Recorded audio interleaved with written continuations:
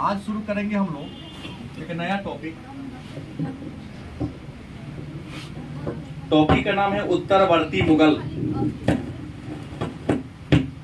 Topic का नाम क्या है? उत्तरवर्ती मुगल। हमने जब मुगल साम्राज्य पढ़ाना शुरू किया तभी आपको बताए थे कि अध्ययन की सुविधा के दृष्टिकोण से विद्वानों ने मुगल वंश को दो भागों में बांटकर चर्चा किया है। पहला नाम दिया बड़े मुगल और दूसरा नाम दिया छोटे मुगल। बात समझ गए? बाबर से लेकर औरंगजेब तक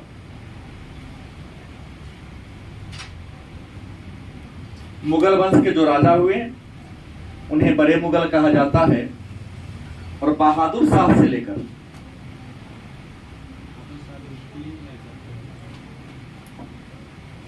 बहादुर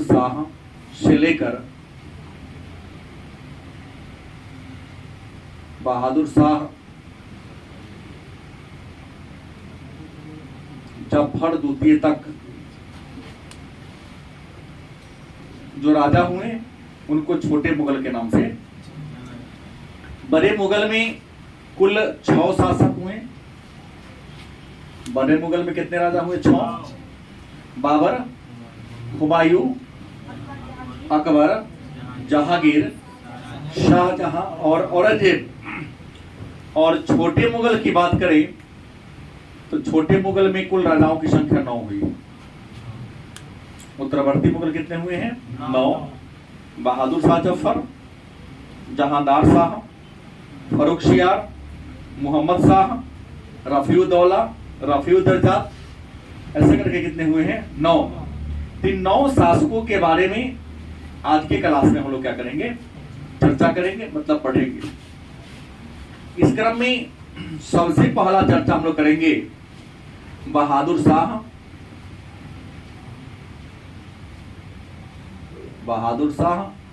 प्रथम के बारे में। बात समझ गए? इनका रियल नाम था मुअज्जम। रियल नाम क्या था?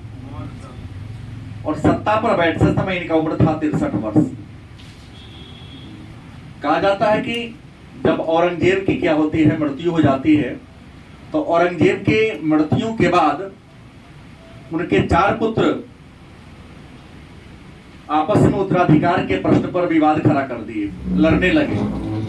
उस उत्तराधिकार के लड़ाई में औरंगजेब के दूसरा बेटा जिनका नाम था मुअज्जम अपने अन्य 3 भाई को क्या कर दिया?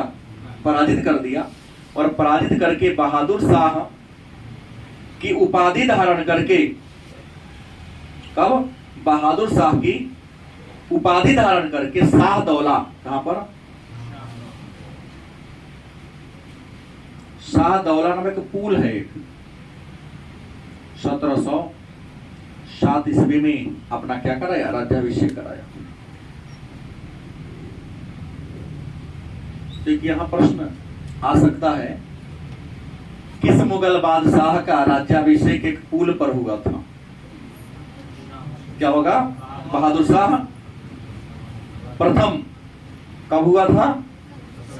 1707 ईस्वी में हुआ था। लेकिन सत्ता प्राप्त करने के लिए बहादुर शाह ने, मतलब मुअज्जम ने, अपने पिता औरंगजेब के समान ही उत्तराधिकार के लड़ाई में अपने कई भाइयों की हत्या की, कत्ल किया था।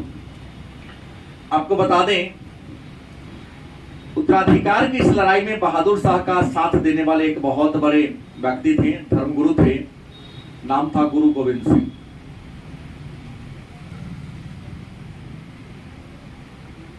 सिखों के 10वें गुरु गोविंद सिंह ने उत्तराधिकार के प्रश्न पर बहादुर शाह का क्या दिया था? साथ दिया था। और कहा जाता है कि गुरु गोविंद सिंह के मर जाने के बाद सिखों का 11वां गुरु नहीं हुआ, सिखों का एक नेता बना जिनका नाम था बंदा बहादुर। क्या नाम था? बंदा बहादुर गुरु गोविंद सिंह के बाद सिखों का क्या बने थे? नेता बने थे। कहा जाता है कि गुरु गोविंद सिंह की जब मृत्यु हो गई तो बंदा बहादुर गुरु गोविंद सिंह के काफी नजदीकी थे, काफी करीब थे। हालांकि गुरु गोविंद सिंह के 2 बेटा को बहादुर शाह जफर ने दीवार में चिनवा दिया था, जेल में रखा था, छोड़ देगा उस कारण सहयोग किए थे, लेकिन उन्होंने ऐसा किया नहीं। तो बहादुर शाह के काल में ही गुरु गोविंद सिंह की क्या होती है? 1708 में मृत्यु हो जाती है। तो इनके मरने के बाद सिखों का अगला नेता बंदा बहादुर बना, जिन्होंने अपने आप को सच्चा बादशाह घोषित कर दिया था। क्या कर दिया था? सच्चा बादशाह घोषित कर दिया। और इन्होंने सिक्का पर अपना नाम खुदवाना चालू कर दिया था। इन्होंने अपने नाम से टकसाल भी चालू कर दिया था और एक स्वतंत्र सिख राज्य की स्थापना कर दिया था। स्वतंत्र सिख राज्य की स्थापना कर दिया था। कौन? बंदा बहादुर ने। किसके शासनकाल में? बहादुर शाह जफर के शासनकाल में। कहा जाता है इसी बंदा बहादुर को क्या कर दिया गया था? हाँ, गर्म चिमटा से बहादुर शाह प्रथम ने पूरा मांस को खिंचवा दिया। शरीर पर एक भी मांस रहने नहीं दिया, लेकिन शर्त यह था कि धर्म बदलने की बात भी कहा था, लेकिन धर्म नहीं बदला। कहा कि खींच लो पूरा मांस, इसे किसी प्रकार की परेशानी नहीं है। और यह कहानी 1712 ईस्वी की। 1712 ईस्वी में गर्म चिमटा से इनके सारे शरीर के मांस को क्या कर दिया गया? ये कर दिया गया। लेकिन 1712 ईस्वी में ही बहादुर शाह की क्या होती है? मृत्यु हो जाती है। और जब बहादुर शाह की मृत्यु हो जाती है तो बहादुर शाह का मकबरा की बात करते हैं तो औरंगजेब के मकबरा के आंगन में, कहा? औरंगजेब के मकबरा के आंगन में ही बहादुर शाह जफर को क्या कर दिया गया था? दफना दिया गया था। कहा जाता है कि बहादुर शाह मरने से पहले अपने बेटा जहांदार शाह को उत्तराधिकारी घोषित करने का प्रयास किए थे। हालांकि बहादुर शाह के मरने के बाद जो अगला राजा बना जहांदार शाह, कौन बना था? जहांदार शाह राजा बना। और जहांदार शाह का शासनकाल 1712 से 1713 ज्यादा दिन तक नहीं रहा। 1712 से 1713 और बहादुर शाह का मैं छोड़ दिया तो 1707 से 1712 तक इनका शासनकाल था। तो हमने कहा जहांदार शाह जो 1707 ईस्वी से 1712 ईस्वी से 1713 ईस्वी तक क्या किया था? राज किया था। और जहांदार मतलब बहादुर शाह के भी कितने बेटा थे? 4 बेटा थे। और यह चारों बेटा भी बहादुर शाह के मरने के बाद उत्तराधिकार के प्रश्न पर लड़ाई करना शुरू कर दिए थे।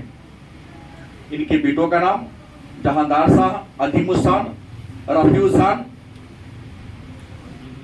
हाँ, इनके सब बेटा का नाम था। नाम अटपटा थोड़ा सा है, लेकिन उत्तराधिकार के लड़ाई में जहांदार शाह क्या होता है? हाँ, सफल हो जाता है। और इस सफलता का श्रेय जुल्फिकार खान को मिलता है। जुल्फिकार खान मतलब जहांदार शाह जो बहादुर शाह प्रथम का बेटा थे। बहादुर शाह के मर जाने के बाद 1712 में जब मर जाते हैं तो उत्तराधिकार के प्रश्न पर बहादुर शाह के चारों बेटा आपस में संघर्ष करना शुरू कर देते हैं। और संघर्ष के क्रम में जहांदार शाह सफल हो जाते हैं, अन्य 3 भाई को पराजित करते हैं। लेकिन जहांदार शाह का मदद जिसने किया था तो मदद करने वाले जो व्यक्ति थे वह जुल्फिकार खान थे। कौन थे? जुल्फिकार खान की सहायता से इन्होंने क्या किया था? सत्ता को प्राप्त किया था। और जब सत्ता को प्राप्त कर लिया तो इन्होंने जुल्फिकार खान को क्या बना दिया था? वजीर बना दिया। क्या बना दिया? ये जो जहादार शाह था ना, अयोग्य राजा था, राजा बनने के लायक ही नहीं था, राजा बनने का कोई गुण नहीं था इसके अंदर। इनके शासनकाल की सबसे बड़ी बुराई थी कि इनके शासनकाल में एक वैश्या थी, नाम था लाल कुमारी। क्या नाम था? लाल कुमारी की वैश्या थी। पूरे शासन काल में जहादार शाह का नहीं, लाल कुमारी का ही चलता था। मतलब लाल कुमारी जो चाहती थी जहादार शाह से वही करवा लेती थी। और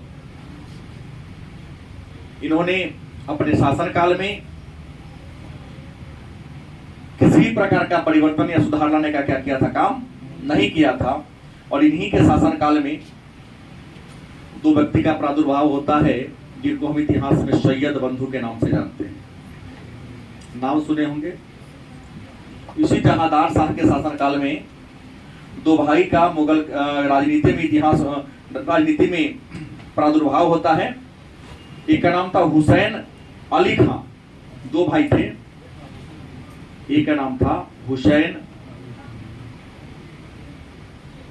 अली खां और दूसरे भाई का नाम होता है अब्दुल्ला खां।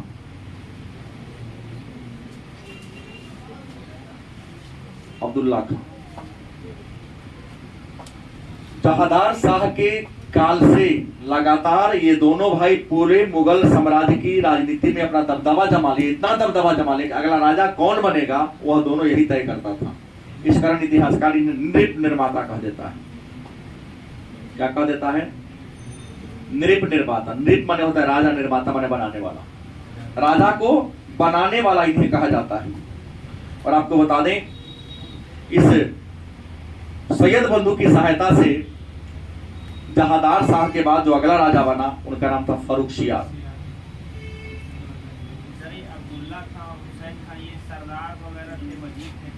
सरदार थे लेकिन ताकतवर थे। कूट कूट कर राजनीति का गुण इसके अंदर भरा हुआ था।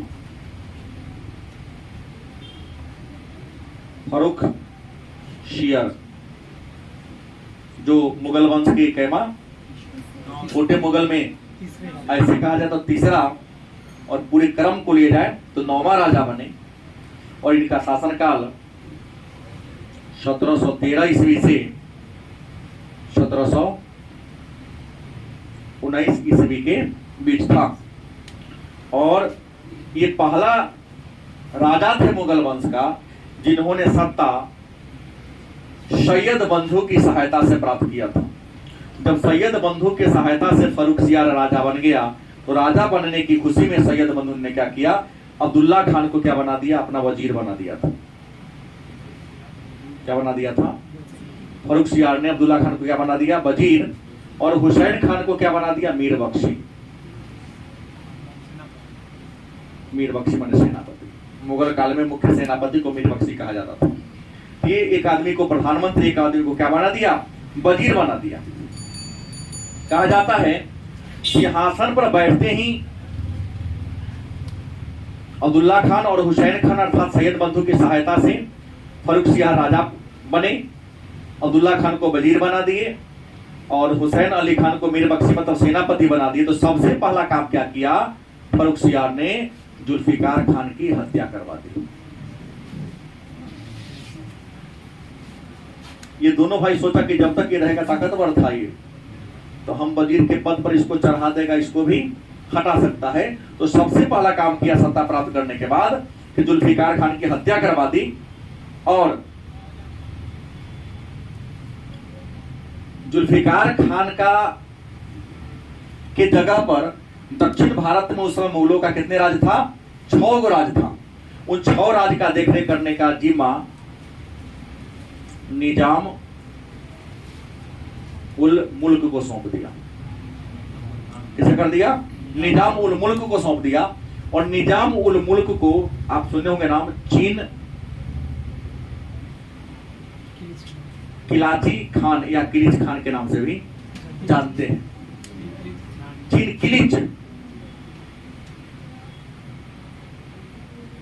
किलिच खान के नाम से भी इसी निजाम उल मुल्क को जानते हैं। दक्षिण भारत की क्या बना दिया? सूबेदार बना दिया था। कहा जाता है इसी चीन किलिच खान दक्षिण भारत में सूबेदार के पद पर था और इनके शासन काल में सिखों का विद्रोह हुआ था। अंतिम रूप से सिख विद्रोह का दमन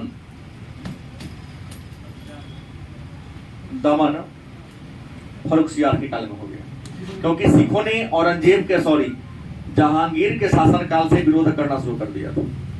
क्योंकि जहांगीर ने सिखों के 5वें गुरु को फांसी दे दिया, एक गुरु को जेल में बंद करवा दिया। तो जहांगीर के शासन काल से ही सिख और मुगलों का संघर्ष प्रारंभ हो गया, लगातार चलता रहा। देखते आ रहे हैं हम लोग पढ़ते के क्रम में। लेकिन फर्रुखसियार के शासन काल में सिख और मुगलों का जो संघर्ष था, वह संघर्ष क्या हो गया? खत्म हो गया। लेकिन मराठों को यह दबा नहीं सके थे और इनके शासन काल में मराठों का जो नेता था उनका नाम था शाहू। शिवाजी का उत्तराधिकारी शाहू था। शाहू से इन्होंने फर्रुखसियार ने क्या कर लिया था? संधि कर लिया। राज्य में शांति व्यवस्था बनाए रखने के लिए क्या कर लिया था? संधि कर लिया था 1719 में। क्योंकि बिना मराठों के सहयोग से शांतिपूर्ण तरीका से शासन नहीं चल सकता है। अब कहा जाता है मराठों के नेता कौन थे? शाहू थे। संधि तो कर लिया, लेकिन शाहू तो बहुत बड़ा राजनीतिज्ञ था खुद। तो शाहू की सहायता से इन दोनों भाई सैयद बंधु ने 1719 में ही फर्रुखसियार की क्या कर दिया? देखा कि संधि करवा लिए हैं, अगर हत्या भी होगा तो हम दोनों का नाम नहीं आएगा, फंसेगा कौन? शाहू। तो दोनों को संधि देखा, ये दोनों भाई समझ गया कि शाहू के संपर्क में आ गया, मतलब कहीं ना कहीं हमको ये साइड कर सकता है। तो शाहू से सैयद बंधु मिला और शाहू की सहायता से फर्रुखसियार की क्या कर दिया? हत्या करवा दिया। कहा जाता है कि फर्रुखसियार के शासन काल में ही 1717 ईस्वी में घटना घटी थी। शायद मैं आप लोगों को पूर्व में पढ़ा चुका हूं कि अंग्रेजों को दस्तखत प्रणाली दे दिया था। अंग्रेजों को दस्तखत प्रणाली किसने दिया था? दस्तखत प्रणाली ऐसा प्रणाली था जिसके तहत अंग्रेज व्यापारी यदि बंगाल सूबा में व्यापार करता तो उसे बिक्री कर नहीं देना पड़ता था। कि जिस वस्तु पर अंग्रेजों की मुहर लग जाती वह टैक्स फ्री हो जाता था। इसके पीछे कहानी यह था कि फर्रुखसियार की जो पत्नी थी बीमार थी, सारे वैद्य उस बीमार का उपचार नहीं कर सका था। एक अंग्रेज डॉक्टर आया था जो उपचार से उसके बीमारी को क्या कर दिया? ठीक कर दिया। तो फर्रुखसियार खुश होकर अंग्रेजों को बंगाल में करमुक्त व्यापार करने का अधिकार दे दिया। उसे कहते दस्तखत प्रणाली। और यही दस्तखत प्रणाली का दुरुपयोग 1757 में पलासी के युद्ध और बक्सर के युद्ध का क्या बना? कारण बना। कहा जाता है जैसे बहादुर शाह जफर को उपनाम है शाह ए बेखबर। शाह ए बेखबर इनको कहा जाता है। तो फर्रुखसियार को घृणित कायर कहा जाता है। किस मुगल बादशाह को घृणित कायर कहते हैं? तो फर्रुखसियार को घृणित कायर कहते हैं। लेकिन किस मुगल बादशाह को शाह ए बेखबर कहते हैं? तो बहादुर शाह प्रथम को। इसके बाद अगर अगले चौथा राजा की बात करें कि चौथा राजा कौन हुआ छोटे मुगल में, तो चौथा राजा के पद पर आते हैं रफी उदरजात। रफी उदरजात रफी उदरजात जो 1719 ईस्वी में मुगल वंश का क्या बने थे? राजा बने थे 1719 ईस्वी में। लेकिन अधिक दिनों तक के सत्ता पर नहीं बैठ सके थे। मात्र सैयद बंधु के सहायता से बना था। सैयद बंधु की सहायता से क्या हुआ था, बना था। और सैयद बंधु क्या क्या था, ये कठपुतली, मतलब जो बात सैयद बंधु कहता था उसी काम को ये करता था। कहा जाता है कि रफी उधर जात बैठा, लेकिन क्या हो गया, बीमार हो गया। तो बीमारी का बहाना बना लिया कौन, सैयद बंधु। और बीमारी का बहाना बनाकर इसे गद्दी से क्या कर दिया, हटा दिया। और रफीउद दौला को फातिमा राजा किसे बना दिया, रफीउद दौला को राजा बना दिया। किस नाम से, तो शाहजहां द्वितीय के नाम से। रफीउद दौला को राजा बना दिया, उपाधि क्या दिया, शाहजहां द्वितीय। लेकिन ये रफीउद दौला भी क्षय रोग से ग्रसित था। कौन रोग से, क्षय रोग से ग्रसित था। और यह भी 1719 में ही क्या हो जाता है, मर जाता है। तो टीबी कोई दिक्कत, तो टीबी के कारण रफीउद दौला मूल नाम, उपाधि शाहजहां द्वितीय, ये मर जाता है। और इसके मरने के बाद जो अगला राजा बना, हालांकि नाम कुछ लोग इसका नहीं देते हैं, अगला जो राजा बनते हैं उनका नाम होता है मोहम्मद शाह रंगीला। रियल नाम था मोहम्मद शाह, इनके कार्यों के कारण इनको उपाधि मिली थी रंगीला। रंगीला मिजाज के थे ये। इनका शासनकाल 1719 ईस्वी से 1748 ईस्वी तक इनका क्या था, शासनकाल था। कहा जाता है इन्होंने भी सैयद बंधु की सहायता से सत्ता को प्राप्त किया था।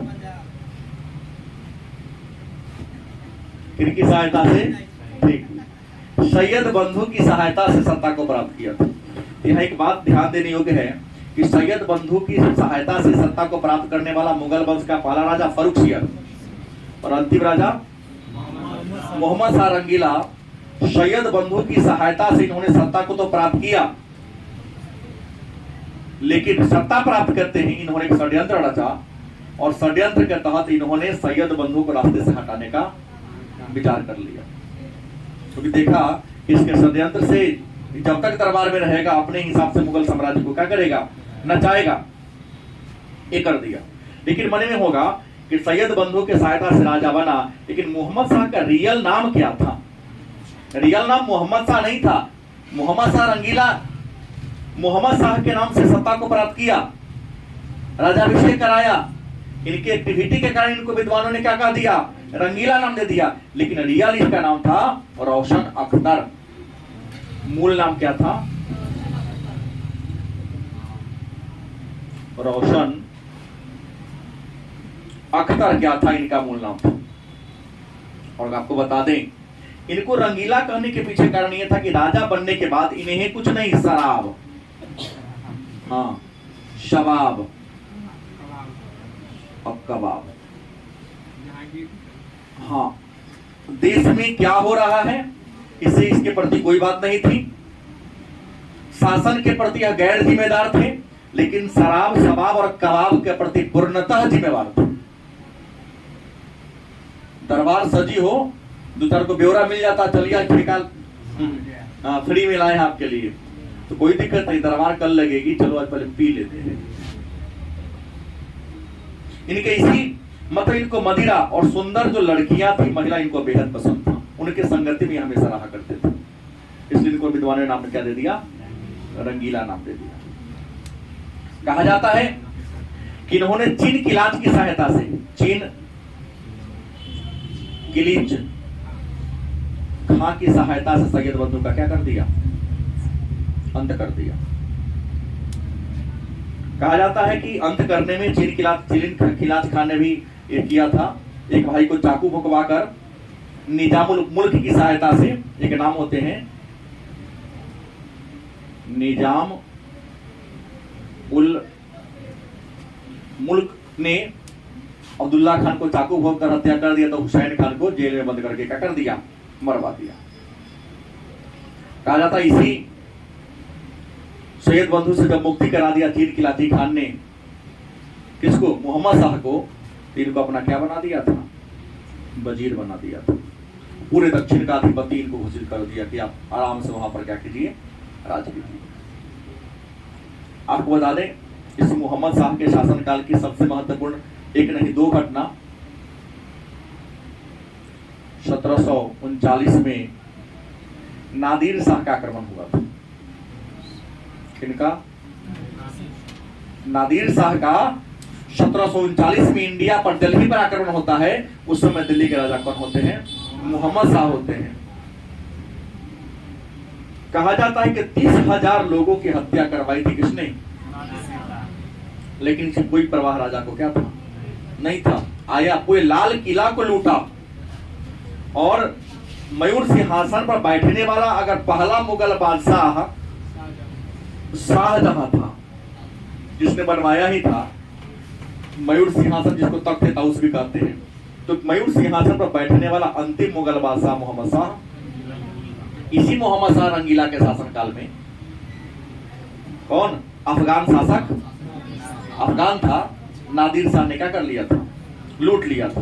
किसको? मयूर सिंहासन को। और इसके नादिर शाह के मर जाने के बाद नादिर शाह के सेनापति, नाम सुना होगा आपने, नाम है उनका अहमद शाह अब्दाली।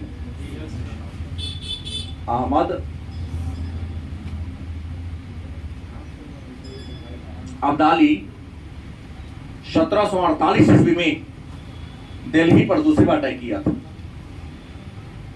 क्या विवेलेंदु?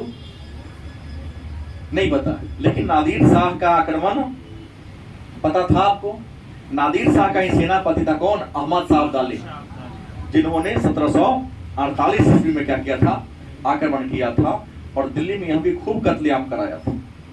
पूरे खजाना को, बाकी तो इसके राजा नहीं लूट के ले गया, जो बचा खुचा खजाना था वह पूरा इसने क्या कर दिया था?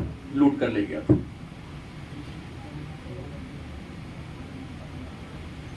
मोहम्मद शाह रंगीला के बाद जो अगला राजा बनते हैं मुगल वंश के, उनका नाम होता है अहमद शाह। अहमद शाह एक विदेशी आक्रमणकारी भी थे, लेकिन ये अहमद शाह वो नहीं है। मोहम्मद शाह रंगीला का लड़का होता है अहमद शाह, और अहमद शाह का शासनकाल 1748 ईस्वी से 1754 ईस्वी के बीच, 1748 ईस्वी से 1754 ईस्वी के बीच था। और अहमद शाह के बारे में क्या कहा जाए, कुछ लोग हमको लगता है जानबूझ के नहीं पढ़ाते हैं इन कायर मुगलों के इतिहास को। राजा था, लेकिन राजा बनने की कोई काबिलियत इसके अंदर क्या था? नहीं था। इसके शासन काल में हिजरा व औरतों का पूरे मुगल साम्राज्य पर दबदबा था। पूरे किन्नर लोगों ने मुगल साम्राज्य पर क्या कर लिया था? दबदबा कर लिया था। और किन्नरों का नेता था राजमाता उधम बाई। हिजरों का नेता कौन था? राजमाता उधम बाई। मतलब अहमद शाह के शासन काल में क्या होगा, ये कौन तय करेगी? उधम बाई तय करेगी। और उधम बाई की सहायता एक हिजरों का नेता था, पुरुष में तो महिला थी ना, जावेद खान। इन दोनों ने मिलकर पूरे मुगल साम्राज्य पर 1748 से 1754 तक क्या किया था? राज किया था। और इस स्थिति को थोड़ा सा कमजोर देखते हुए इन्होंने क्या किया था? एक व्यक्ति थे गाजीउद्दीन,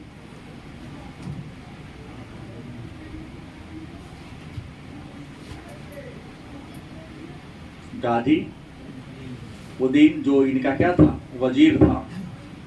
देखा कि राजा किसी काम के लायक नहीं है, तो हम क्यों न कुछ फायदा उठा ले। तो गाजीउद्दीन ने अहमद शाह की क्या कर देता है?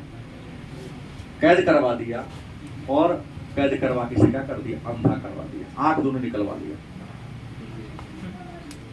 और आंख निकलवा के किसी की सहायता से, इसके वजीर ने ही आंख निकलवा दिया।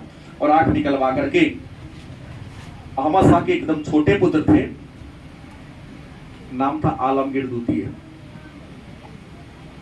आलमगीर द्वितीय को दिल्ली के राज सिंहासन पर क्या कर दिया, बैठा दिया। और आलमगीर द्वितीय ने 1754 से 1759 ईस्वी तक राज किया था। ये जो आलमगीर द्वितीय इसलिए कहा क्योंकि आलमगीर एक और मुगल वंश में हुए हैं, महान में औरंगजेब। औरंगजेब को आलमगीर कहा जाता था, तो फेमस तो वो है ना आलमगीर, यहाँ जोड़ देगा आलमगीर द्वितीय। और आलमगीर द्वितीय अहमद शाह का क्या था, बेटा था। इन्हीं को दिल्ली के सिंहासन पर क्या कर दिया गया, बैठा दिया गया। और बैठाने वाला व्यक्ति कौन था, सहायता कौन किया था, तो वजीर गाजी उद्दीन की सहायता से आलमगीर द्वितीय ने 1754 से 1759 तक क्या किया, राज किया। और सही कहा जाए तो इसी आलमगीर द्वितीय के शासन काल में पलासी का युद्ध हुआ था। क्या जी, ब्लैक होल की घटना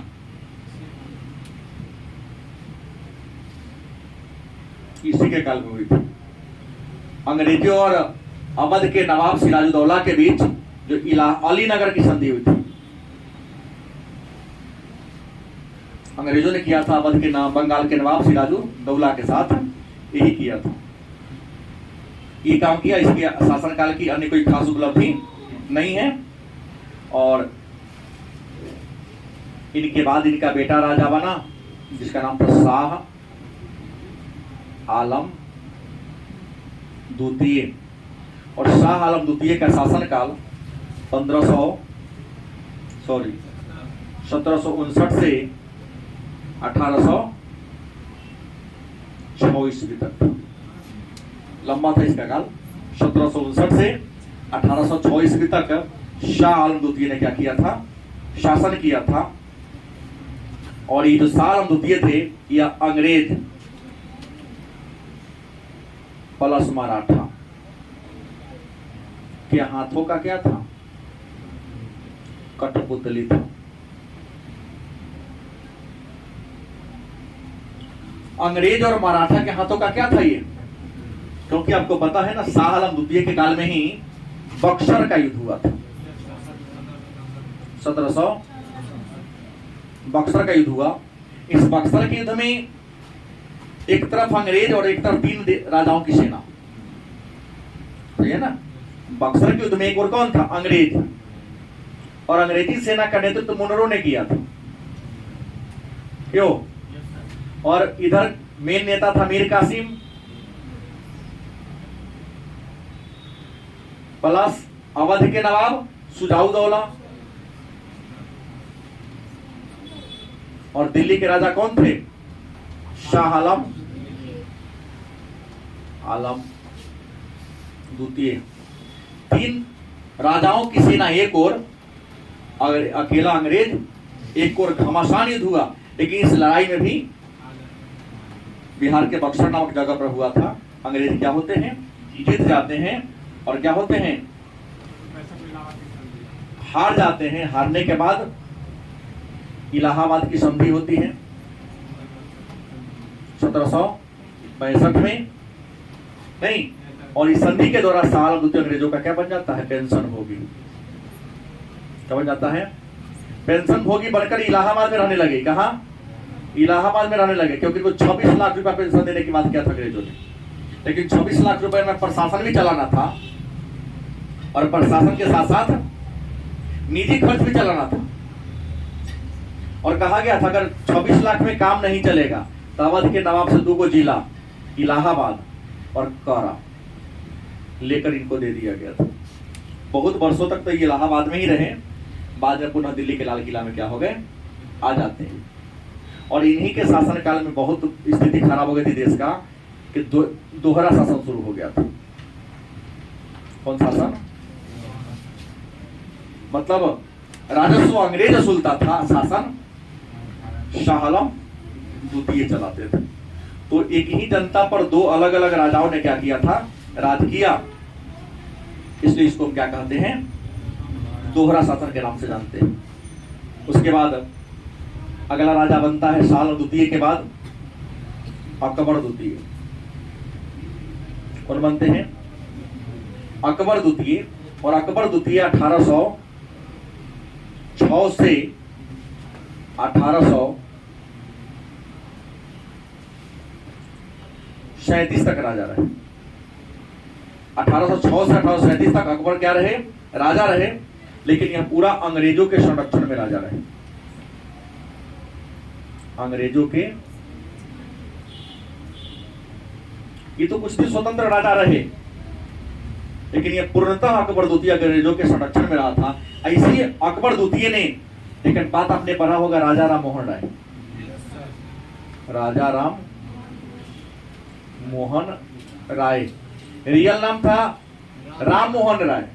तो इनके नाम के पहले राजा जोड़ने वाला कौन था?